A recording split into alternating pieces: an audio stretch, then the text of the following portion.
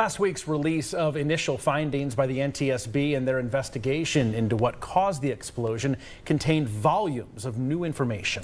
Much of that centers around the weeks leading up to that afternoon 1 year ago and what the building owners, architects, and city officials did and didn't discuss with regard to the gas line that was cut. Kaitlyn McCarthy has poured through all of the transcripts and details how there was little agreement on who exactly should have been responsible for checking the line.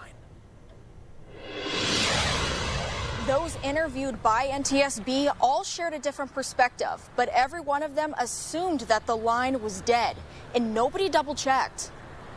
As part of the Smart 2 project in downtown Youngstown, the city needed underground vaults to be filled in. Much of that work was done by another company, with one exception, the Realty Building. For that building, where the work had fallen behind schedule, Youngstown Deputy Director of Public Works Charles Shasho asked the Board of Control to award the work without any bidding to the owners, Greenheart Properties. Shasho says the vault is not the building owner's property because it is within the public right-of-way, but said it's their responsibility since they occupy the space. Shasho personally negotiated with the owner of Greenheart, Brian Angelilli. The proposal from Greenheart showed they agreed to relocate gas lines and meters into the basement as part of the scope of their work. During an interview with NTSB, Angelilli said, quote, "There was maybe 3 different times when I was down there with different city personnel and or architects and or engineers. During those walkthroughs of the basement, Angelilli said the gas line was not discussed because it really wasn't in the scope.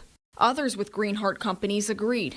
When asked by NTSB if it was assumed the pipes were all abandoned by everyone on the tour, Project Superintendent Jim Carson said the consensus was, "This pipe is hanging. If you want this, go ahead and get this off the wall." But it wasn't Greenheart, but rather a scrap crew hired by Greenheart to remove piping in exchange for whatever cash they could get for the scrap metal. That crew consisted of scrapper Marcel Williams, along with Edward Bean and Taylor Botsford, both recently released from prison and looking for steady work. The crew showed up to the site around 7:30 in the morning on May 28th, 2024.